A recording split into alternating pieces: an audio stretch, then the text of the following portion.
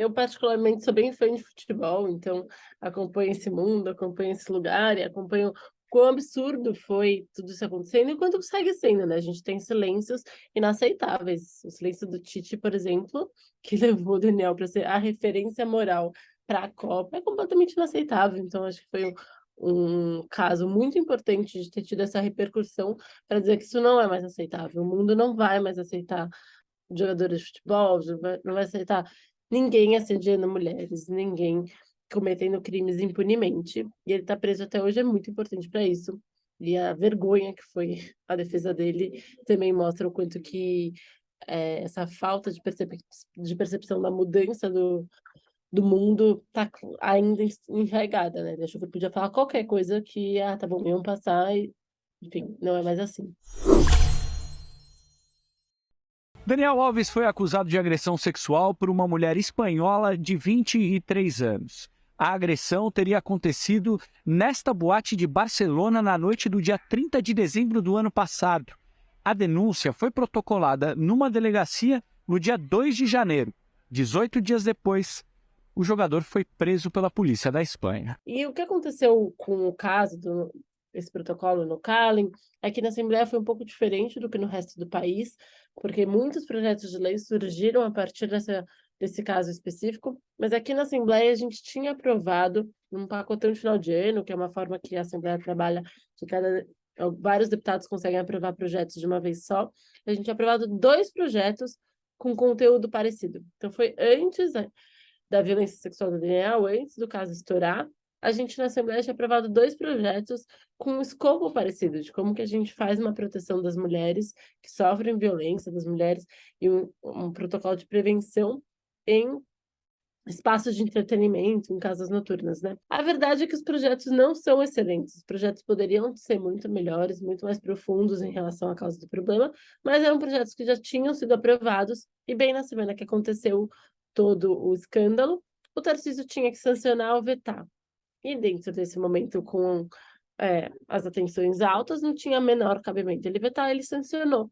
Então, os 2 projetos foram sancionados, um projeto é bem mais, conceitual, né, falando da importância de combater a violência contra a mulher em bares, restaurantes, casas noturnas, da importância de, caso aconteça a violência, a mulher tenha o acompanhamento, e um outro é bem mais detalhado, que traz realmente a possibilidade de a gente ter algo próximo do no Calen. A minha escolha, então, como procuradora da mulher e como deputada, muito interessada na causa, foi, em vez de criar mais um projeto de lei, que ainda que fosse melhor do que esses que já existem, foi trabalhar nas leis. Porque mais um projeto de lei, daí mais 2 anos para tramitar, podia morrer. A gente tem 2 leis, já existe, já é lei aqui no estado. Como que a gente faz que o protocolo de implementação delas realmente cubra mais mulheres e consiga tornar o ambiente mais seguro? E daí a gente resolveu incidir na regulamentação desse decreto, criando o protocolo, e tem sido um processo bem legal, porque a gente tem feito ele de forma participativa. A defesa do jogador tentou convencer os juízes de que as relações sexuais de grupo foram consensuais.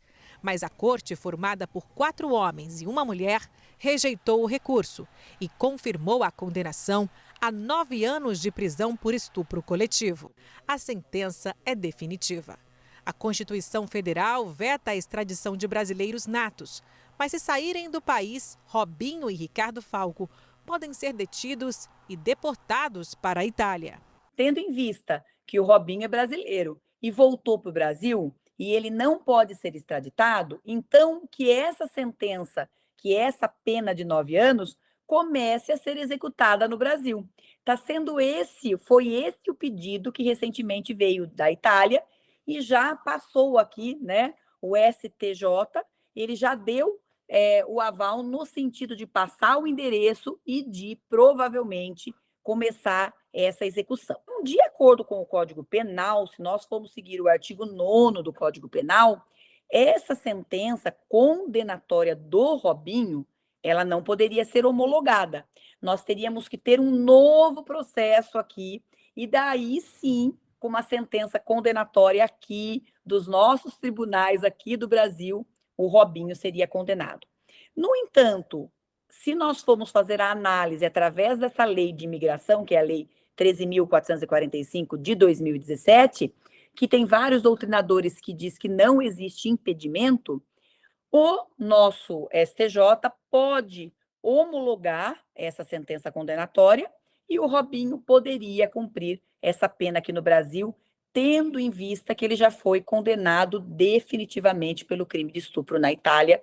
Eu gosto de futebol, porque esse é muito um tema que eu acompanho, exatamente por isso, porque eu acredito muito que a gente ainda tem um longo caminho para percorrer, que é um sistema, é um lugar muito conectado com o sistema patriarcal e misógino que rege a nossa sociedade, que é jovens ganham muito dinheiro, entram na elite e entendem mulher quase como um produto desse processo e não como seres humanos capazes e dotados de direitos completos. E esse é um processo ruim. E eu sinto muito, por exemplo, o silêncio do Tite, que é uma figura que foi uma figura importante, o silêncio dos colegas da seleção brasileira, o silêncio de outros jogadores, porque isso perpetua a percepção de que mas ele é nosso amigo, né? Não foi bem assim, isso acontece muito, sei lá o que, a roupa que ela... Não interessa, o cara cometeu um crime, ele abusou sexualmente de uma mulher, ele tem que ser condenado, ele tem que ser, pela comunidade, condenado para que isso não se repita. E por um outro lado, trazendo um lado positivo, eu acho que a gente viu nesse último caso, já um pouco no do Robinho e esse com mais força, pelo menos o sistema, a cobertura jornalística do futebol mais comprometida com essa fala. Acho que por muito tempo a gente viu a própria cobertura jornalística passando pano para os jogadores, nem era tema, assim, não são poucos os casos de jogadores que cometeram abusos com mulheres. Mas dessa vez a gente começa a ver um limite e começa a ver a própria opinião pública e essa mídia. Então a gente vê os comentaristas, a gente vê até comentaristas notoriamente machistas tendo que se adequar a esse novo padrão. Então acho que esse foi um avanço importante desse caso, que precisa ainda continuar cobrando um posicionamento dos jogadores e um posicionamento dos clubes e um posicionamento. O outro lado bom também foi o próprio clube do Daniel, né? Que eu acho que deu uma resposta rápida e bem dura e bem criteriosa, que acho que foi bem importante. Seria melhor se os outros clubes que ele passou também fizessem isso, porque o clube dele claramente está perdendo dinheiro, então quebrar o contrato era bom, tal, mas de qualquer forma foi um bom sinal. A questão de olhar para os crimes praticados, para essa violência, os crimes violentos praticados contra mulheres, eu acho que a gente tem que ter um sistema cada vez menos benevolente, no sentido de aceitar isso como um natural, né? Então, sempre quando existe aí um crime em que uma mulher é vítima, sempre é analisado se a mulher não teve culpa, como essa mulher estava. Então, sem dúvida, trazendo esse rigor, eu acho que traz uma ideia do quanto deve existir respeito na defesa e essa seriedade na defesa dos direitos das mulheres, né? Então, para que esse tipo de violência, de fato, ele mude, a realidade mude.